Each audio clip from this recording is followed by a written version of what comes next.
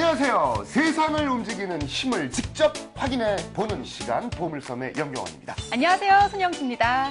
우리 영주 씨, 그러고 보니까 벌써 주부 경력이 1년이 다 돼갑니다. 네. 처음에는 밥도 제대로 못하고 다리미질도 제대로 못하고 그랬잖아요. 그랬었죠. 네. 어떻게 이제는 좀 살림의 내공이 많이 쌓이셨습니까? 그럼요. 그래요? 이제 연습을 거듭한 끝에 밥도 뭐 제법 잘하고요. 오. 또 살림의 달인까지는 아니지만 네. 어느 정도 잘하고 있는 것 같아요. 좋아요. 그렇다면 제가 한번 살림에 관한 문제를 한번 내볼 테니까 빨리 바로 1초 내에 대답해 보세요. 내보시죠. 지금 영주 씨가 살고 있는 아파트에 재활용하는 날은 일주일 중에 무슨 요일일까요? 재활용이요? 무슨 요일? 월요일은 아니었고 무슨 요일? 화요일, 수요일인가? 이거 봐요. 아직 멀었습니다. 아직 멀었어요. 예? 모르잖아요. 남편이 해서요. 아이고, 문제입니다, 정말. 반성하겠습니다. 네. 이제 저 훈계하시는 거 그만하시고요. 재밌는 세상 시작해야죠. 알겠습니다. 오늘은 여기까지 할게요. 네. 자, 정혜윤 리포터도 함께 합니다. 안녕하세요. 안녕하세요. 네, 오늘도 제가 소개할 내용을 경환 씨께서 살짝 언급해 주셨는데요. 그런데 어떻게 이렇게 미리 아세요? 그건 말이죠. 제가 여기저기 제 정보원들을 직접 심어놨거든요. 자, 여기까지. 알면 다칩니다. 알면 다쳐요. 자, 오늘 주제는 바로 재활용 기술이죠. 네, 맞습니다. 아주 요원들이 정보가 정확한데요. 네. 이번에 소개해드릴 내용은요. 점차 새로워지고 있는 재활용 기술입니다. 이제는 못 쓰는 폐기물들이 자원의 보고로 떠오르고 있다는 소식인데요. 그 속에 과연 어떤 원리가 숨어 있을지 지금 화면으로 만나보시죠. 썩는 데 걸리는 시간 500년. 재활용이 불가능한 스티로폼. 하지만 이곳에서는 폐스티로폼을 재활용할 수 있다고 합니다. 한눈에도 거대 장비들이 복잡하게 연결되어 있는 이 기구들이 바로 폐스티로폼을 새로운 물질로 바꿔놓는 첨단 설비인데요.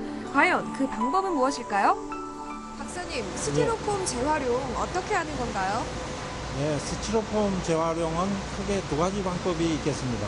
하나는 그 가전제품, 그 포장용 이런 것들은 깨끗하기 때문에 그냥 물리적으로 녹여서 다시 쓰는 방법이 있고요. 생선 포장재 뭐 이런 그 악취가 난다든지 아주 지저분한 물질들은 그대로 사용하기가 어렵습니다. 그런 경우는 화학적으로 분해를 시켜서 원료를 만들든지 기름을 만들어서 쓰는 크게 두 가지 방법이 있다고 할 수 있겠습니다. 우리 생활 속에서 쉽게 볼 수 있는 스티로폼. 하지만 지금까지 폐스티로폼은 재활용이 어렵고 처리 시 오염물질이 대량 발생돼서 환경오염의 주범이 되고 있었는데요. 이와 같은 문제를 해결한 폐스티로폼 처리 기술을 단계별로 살펴보겠습니다. 첫 번째 단계는 원료 분쇄 단계. 폐스티로폼을 압축시킨 원료를 기기 안에서 잘게 부수는 과정입니다. 다음은 잘게 부순 스티로폼 원료를 열을 가해서 녹이는 과정인데요. 액체 상태가 된 폐스티로폼을 반응기에 주입시켜 열분해 작용을 일으킵니다. 열분해란 어떤 물질을 고온으로 가열해서 화학 분해를 일으키는 반응으로, 예를 들면 석유를 열분해시키면 가솔린, 등유, 경유 등으로 나뉘는 것을 들 수 있는데요. 폐스티로폼을 열분해하는 데 사용하는 기술이 바로 스팀 처리 기술입니다. 그리고 이 방식이 폐스티로폼 재활용에 핵심적인 역할을 한다고 합니다. EPS를 열분해해가지고 나오는 SM, 스타일렌 모노머라는 물질은 대단히 반응성이 뛰어납니다. 그래서 그냥 두게 되면 다시 재중합을 하게 됩니다. 그래서 저희들은 이 분해돼서 나오는 SM을 어떻게든지 다시 반응을 하지 않게끔 이렇게 하기 위해서 저희들이 스팀을 집어넣는 것입니다. 폐스티로폼을 열분해시켜 나오는 물질을 응축시키면 또 다른 기름 성분이 생성되고요. 이 오일을 증류시키면 드디어 폐스티로폼을 재활용할 수 있는 핵심 물질을 얻을 수 있습니다. 그렇다면 폐스티로폼에서 추출한 물질은 무엇이며 어떻게 활용이 가능한 것일까요? 박사님, 폐스티로폼을 열분해 처리하면 몇 가지 물질이 나온다고 하셨는데요. 어떤 물질인가요? 예, 벤젠, 톨루엔, 에틸벤젠, 스테렌 모노머와 같은 물질로 이루어진 혼합물인 크루드 오일을 얻게 됩니다. 이 크루드 오일을 증류하게 되면은 고순도의 스테렌 모노머를 얻게 되는데, 벤젠 및 톨루엔과 같은 중간 원료로서 스티로폴과 폴리스텐 수지와 같은 플라스틱의 원료로 사용되는 물질입니다. 크루드 오일이란 여러 가지 물질이 섞인 석유, 즉 원유를 말하는데요. 기름 한 방울 안 나오는 우리나라에서 유전은 페스티로폼이었습니다. 특히 크루드 오일의 구성 물질 중 하나인 스틸렌 모너머라는 물질은 아주 유용한데요. 스틸렌 모너머, 조금 생소한 물질이죠. 스티로폼, 가전제품, 포장재 등 각종 플라스틱 제품과 화학 제품에 다양하게 사용되고 있는 소재가 바로 스틸렌 모너머라는 물질입니다. 페스티로폼 속에서 발견한 스틸렌 모너머, 환경오염의 주범인 폐기물이 이젠 또 다른 제품을 새로 만들 수 있는 원료로 재탄생될 수 있다는 의미인데요. 이것이야말로 저탄소 녹색 기술이라고 할 수 있겠죠? 페스티로폴은 다시 스타일렌 모노머로 바뀔 수 있습니다. 이것은 결국은 도료라든가 불포화 폴리에스테르 수지 또는 스티로폴 또는 폴리스타일렌계 백색 가전제품으로 사용될 수 있고요. 저희 본 기술을 통해서 26만 톤 정도의 원유를 대체하는 그런 효과가 있을 겁니다.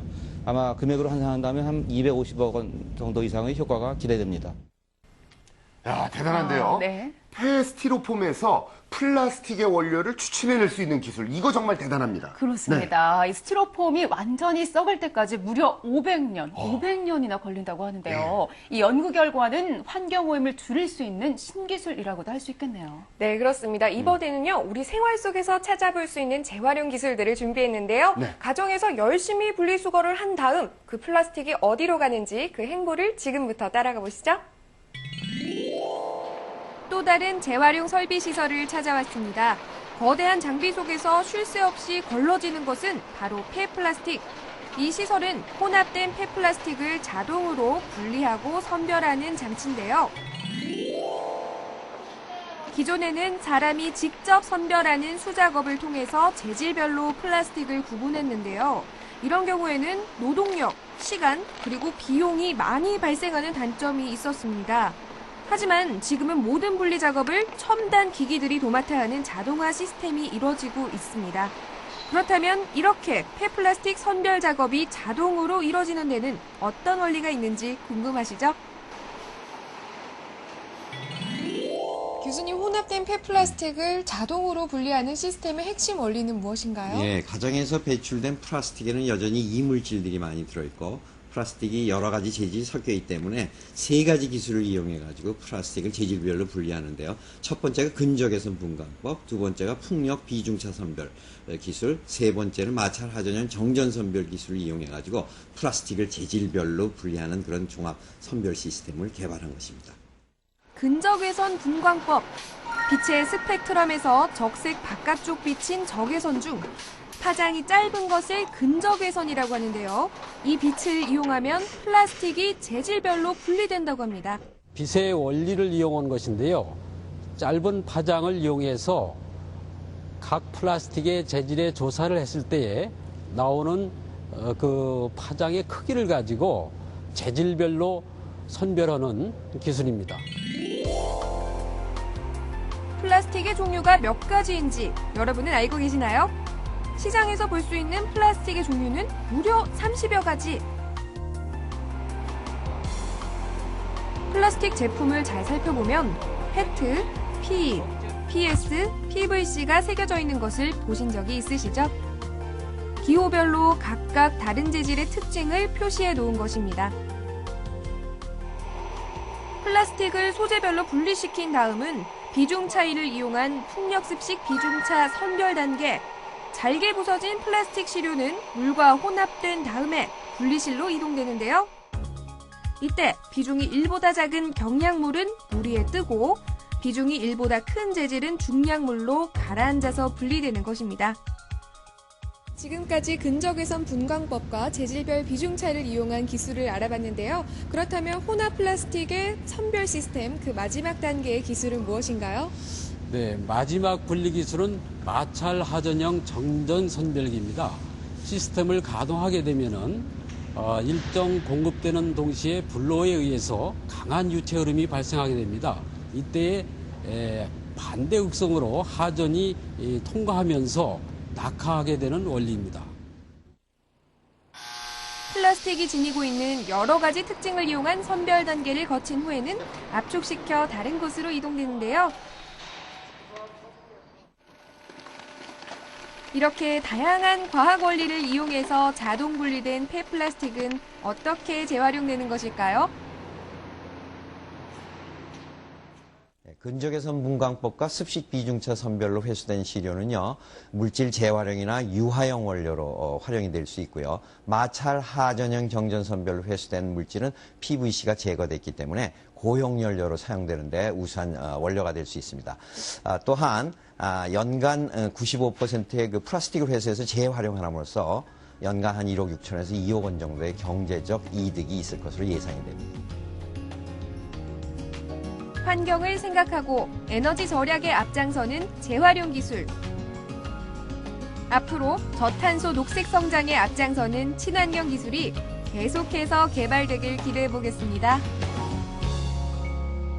우리 생활 속에서 사용하는 그 플라스틱의 종류가 30가지가 넘는다는 사실 정말 대단한데요. 네. 자동으로 그 플라스틱들의 특징을 구분하고 또 분리까지 해내는 기술 참 대단합니다. 네, 정말 대단했습니다. 이제는 이렇게요, 자원의 소중함과 재활용 기술 개발의 중요성을 우리 아이들한테 일깨워주는 것도 중요할 것 같습니다. 그 방법 중 하나로요, 폐플라스틱 분리 공정을 방문해서 각각의 원리를 알려주는 것도 교육적인 현장 학습이 되지 않을까 하는 생각을 해봤습니다. 네, 알겠습니다. 혜연 씨 오늘도 생활에 도움이 되는 유익한 정보 잘 봤습니다. 고맙습니다. 감사합니다. 네, 고맙습니다.